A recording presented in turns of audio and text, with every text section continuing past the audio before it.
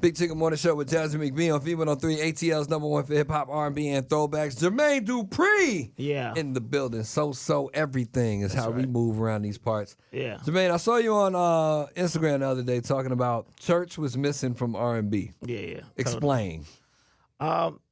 These young kids just don't go to church. It's very simple. It's not, I don't like rocket science. It's just a fact. Like, and you got people that, I listen to the consumers, I listen to the people, I listen to the comments, and people saying why R&B music ain't like it used to be, and this, that, and third, and that's one of the missing ingredients. You know, they ain't like my other ingredient that I said, but that's another ingredient that's missing. I'm just expressing what's missing. I'm not here to condone, and I'm speaking about R. Kelly. I'm not here to condone what R. Kelly is not here for anymore, but I'm just saying what's missing in R&B. You cannot make cake without these missing ingredients. Right. And R. Kelly was a very big part of the ingredients in teaching younger artists what R&B is supposed to sound like and which way to go.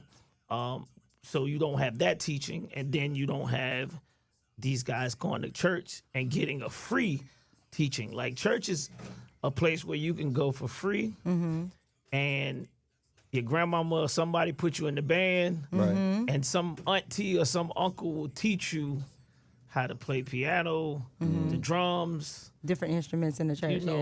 Singing. You just learn. You just figure it out, and it's just a life-changing experience going there. I didn't grow up in the church like that, but my grandmother used to take me to the church, and I watched and I witnessed, and I know that me not being growing up in a gospel church, but then having family that takes you.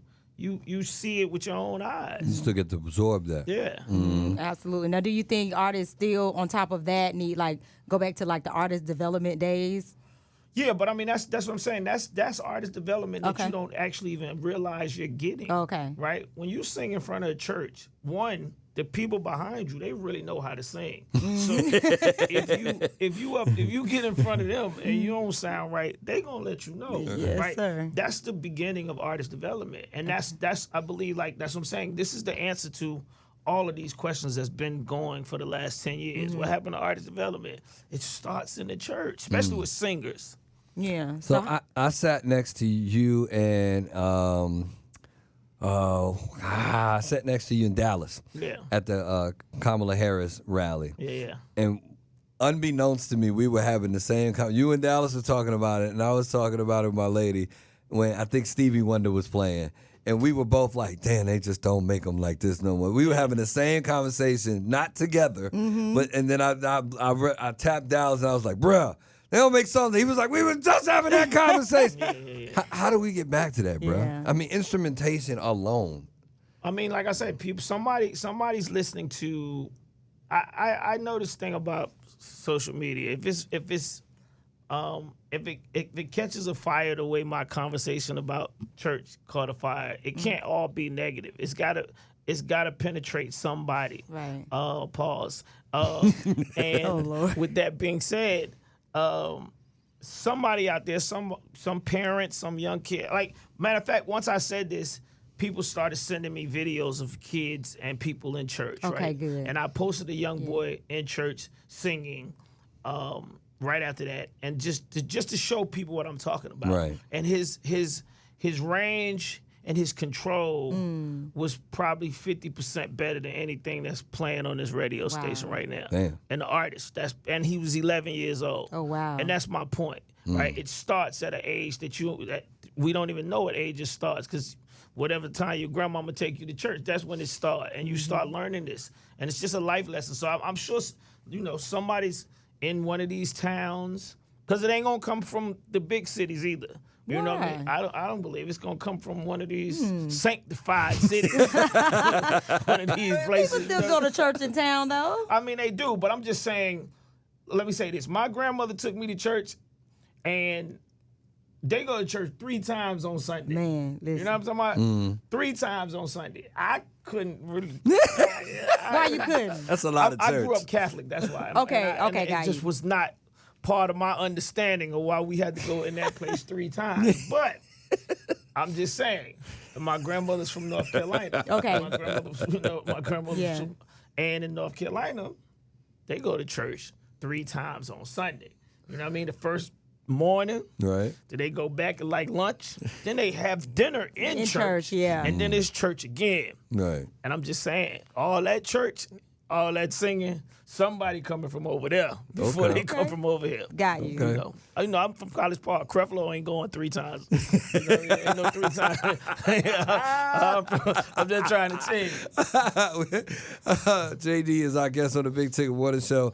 So with that being said, you and the Brian Michael Coxes and the Dallas Austins have also been that demonstration and exhibition of what R&B can and should be. Yeah. So why aren't people taking it from you like they should be? I think, well, let me say this. I never can judge what people are getting from me. I just continue to keep trying to do what I'm doing. That's why, you know, tomorrow at Wolf Creek is the So So R&B Experience, because that's all I could do. I'm trying. That's what I'm saying. That's why I put these new artists on there. I feel like VEDO, being an artist, a R&B artist from Atlanta, he don't get as much exposure as he should. Right. And he's one of the new guys out here that's trying to, you know, be seen, and he's singing. Yeah, and I like VEDO too. You know what I mean? Yeah, A lot of Vito's people, dope. a lot of people like VEDO, but he's still in an incubator stage, right? It's not in the space where I believe it needs to be. And I'm just trying to help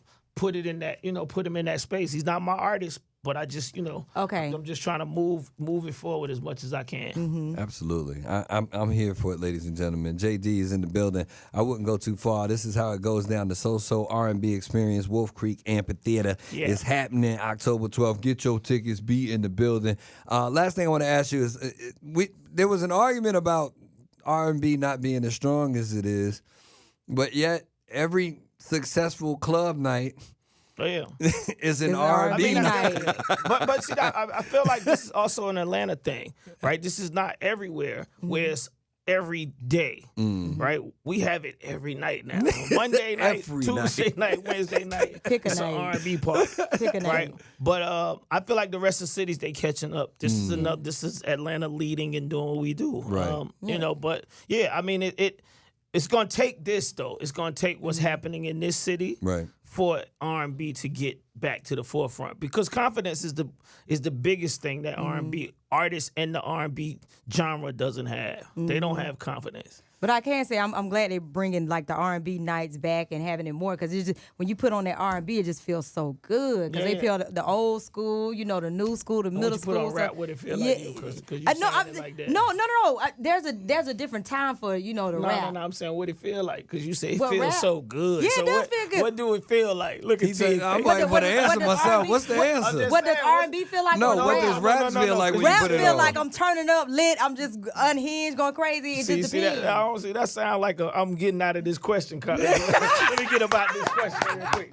No, I'm just saying that. And by the way, that's what I'm trying to make sure people understand. People have that feeling that you're talking about. When you put R&B music on, that's what's going on in this city. People are saying it feels so good. I'm dancing. I don't care about the booths. I want to do.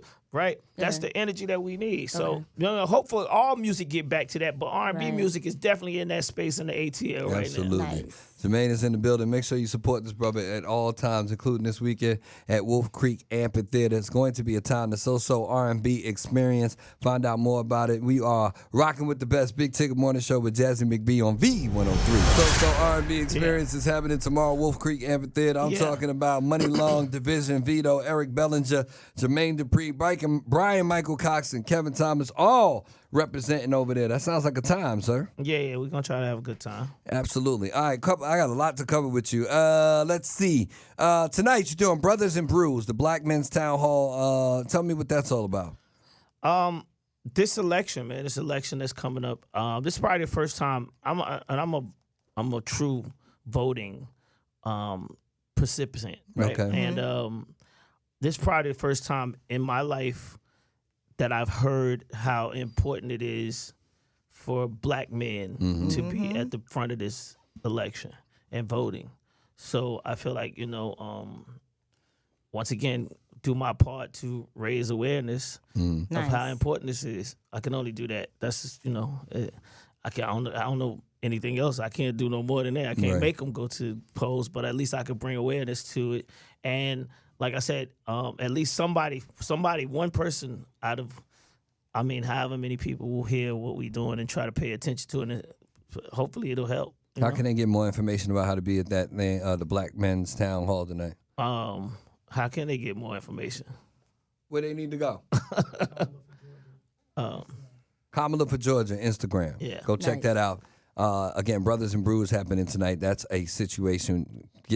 I done fought y'all about getting registered. I know, right? We're gonna... So that unpassed. So please, now get educated. And I think I want to say this. One of the reasons that I chose to do this is because I know so many people in this city, Black men, that have never voted. That's ever. crazy. Oh, wow. Ever. Crazy. I'm talking about they got money and they out here kicking. I'm talking about they have never voted. That's crazy.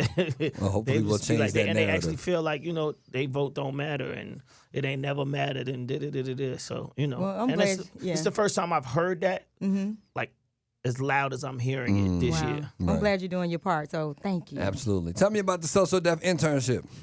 So So Def started as a company that was basically all about interns. Okay. Shout out to my man Mel Testamart, who was Shout out Mel. who became one of my employees No doubt. from being an intern at So So Def. All right. I hired Scooter Braun without knowing what he was going to do, so he basically was like an intern. Right. Kenny Hamilton was an intern. My brother Kenny. Man, come on, Kenny. All of these people, they all came as interns, whether it be Maurice was working there and then he went and found these guys. But that was the whole mindset of So So Def. And I just, and moving forward and me having that speaking engagement at Emory, it just inspired me to just bring it back. Okay. And knowing that, because I was talking about the HBCUs yesterday as well. We did an interview, me and Anthony Hamilton.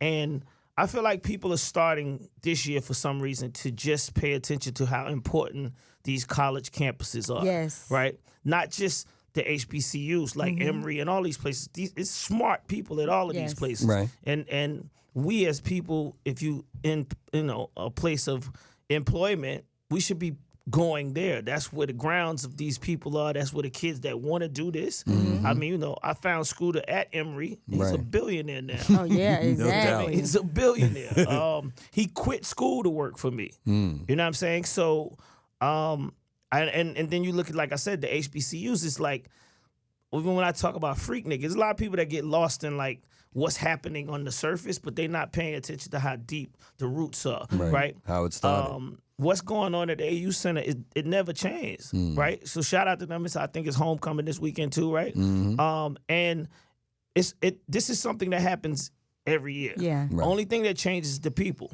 right? You get older, you finish your classes, you leave, right? Then it's a whole new generation of people that come and they learn this same culture over and over again. And it's very, very important. And I always, at my company, I had this wild thought about like, I fire everybody after 5 years, right? After 6 years. I don't care how good you are. It's time for you to go because it's some new people that need to come in here, right? And I feel like that's how a bunch of these companies should be ran. It's not even about, because after 5 or 6 years, People the get employees, complacent. they already thinking about doing something else anyway. Their mind is in another space. You might as well go ahead and help them out. You know what I mean? And it sounds cruel and it sounds rough, but it's the actual true reality. Because then you have people that get that's like bosses that be like tired of their employees because their employees feel like they too comfortable and they be talking about them, but they be scared to let them go. Listen, put the 6-year plan in. Listen, we gonna rock out, and I'm gonna go find another one of y'all over here. And because that's a statement that people say, and then people like, you can't find another one of me. Like Scooter said that to me. I was on the radio one day and I was like, I'm going to Georgia Tech. I'm looking for a new Scooter Braun. He called up. I think it was up here. He called up to the station and said, ain't number one Scooter Braun. Oh, I know that's right. But I have to say, with internships and, people looking for people like that you had back in the day, it's a rarity now. Because, you do want to go to some of these schools and stuff. And sometimes they just don't want it. Everybody want it instantaneously. And it's like, hey, if I come intern for you, am I going to get paid for it? And sometimes it's like you got to do the groundwork. Because I was an intern before I started radio, and so we did a lot of groundwork, and a lot of people don't want to do that. Okay, so with that we need to train them to do that as well. With that being said, not to cut you off, make sure you tell them right now. No, I'm not trying to cut you off. Tell them right now the definition of internship, because internship and if I'm gonna get paid is an oxymoron. Listen, I am a poster child. Listen, I'm telling you, you already said it. Nah, but I mean, they need to hear from somebody that said they was an intern. I tell them that all the time, and you want to teach them, and you want them to learn, and you want them to grow, but it's like, oh well, if I'm not getting paid for it, I don't want to work. So, I want to wake up and become rich. I want to be the next JD or the next Tigger. I am a poster child for an internship. I am too. I was an intern. There wasn't even a such thing as paid intern. Man, listen, at all. So listen, if you but the knowledge you get from if you can get one, cool. But so with that being said, I knew that was gonna be a thing in this modern day world. So the kids that go to Emory that are chosen for this program, they get credits for working for me. Okay. Yeah, see? So it goes that's a different kind of payment. It goes towards their schoolwork, Right. and it goes towards the graduation. I love it. The credits. So hopefully they come with the energy I need them to have. Amen. And they get the credits that they need to get. So R&B Experience happening tomorrow, Wolf Creek Amphitheater. Go get your tickets. Go pull up on my man JD. Yeah, please. The mayor. Let me say this. It starts at 5 p.m. I know people was tripping yesterday saying it's the start. It starts, once again, 5 p.m. Doors open or the show doors starts? open at 3. Oh, so the show starts at 5. It starts at 5. Oh, it starts at 5. Okay. She's like, yeah. I just told you, we got to be out at 11 o'clock. Okay. I don't have the money to pay no fine. Okay? Oh, no, you got it, JD. I don't have no money He ain't to pay got no it to fine. throw away for that. If it's a good show. I'm trying to get on the plane right after this. Okay, so that means you got to go somewhere. I can't be paying the fine. I won't be able to get on the plane after Got this. you. Facts. Jermaine, always good to see you, sir. Thank you. So R&B Experience again. Yes. Wolf Creek Amphitheater tomorrow. Doors at 3. Show starts at 5. Yeah. I'm gonna tell you 4 because we know how we go. Just saying. We out the door. See you on Monday at 6 o'clock. You miss a day. Miss a lot. Thank you to Senator John Ossoff. Shout out Escape and everybody who pulled up today. You miss anything? Hit up our social media at Big Ticket Morning Show at V103 Atlanta. Love on me at Jazzy MCBEE, and of course TikTok Real Jazzy McBee. Gone, shawty. Gone. Danny B's up next with your next opportunity to win the free money kitty at 12:40. We out. Cheers. V103.